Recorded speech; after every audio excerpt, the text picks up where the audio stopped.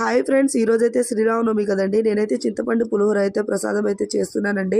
ఇక కావాల్సిన పదార్థాలు ఇక్కడ ఉన్నాయి చూడండి. ముందుగా స్టవ్ వెలిగించుకొని ఒక కడాయి పెట్టుకొని అందులోకి ఒక 2 మరియల ఆయిల్ వేసుకోవాలి. అలాగే ఒక 2-3 స్పూన్ల పల్లీలు వేసుకోవాలి.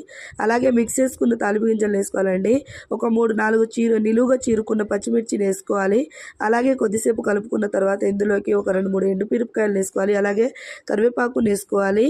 ఇంకా కొద్దిగా అయితే పసుపునైతే వేసుకోవాలండి. మొత్తం మిక్స్ చేసుకున్న తర్వాత నిమ్మకాయ సైజు చింతపండు గుజ్జునైతే పిసికి వేసుకోవాలండి. అలాగే మొత్తం మిక్స్ చేసుకొని రుచికి సరిపడా సాల్ట్ అయితే వేసుకోవాలండి. అలాగే ఇందులోకి కొద్దిగా ఇంగువని వేసుకోవాలి. మంచి టేస్ట్ ఉంటుంది. ఇంకా చింతపండు గుజ్జు అయితే రెడీ అయిందండి. దానికి సరిపడా అన్నం వేసుకొని మొత్తం మిక్స్ చేసుకోవాలండి. అంతేనండి, చింతపండు పులిహోర అయితే రెడీ అయింది. ఇంకా పానకం కూడా ప్రిపేర్ చేశాను. డిస్క్రిప్షన్ లో లింక్ ఇస్తాను చూడండి. నేనైతే దేవుడికి అయితే ప్రసాదం అయితే పెట్టేస్తున్నాను. పులిహోర పానకము మొత్తానికి పూజ అయితే కంప్లీట్ అయిందండి. ఫుల్ వీడియో డిస్క్రిప్షన్ లో లింక్ ఇస్తాను చూడండి. కూడా చింతపండు పులిహోర ఇష్టమా? నాకైతే కామెంట్ చేయండి.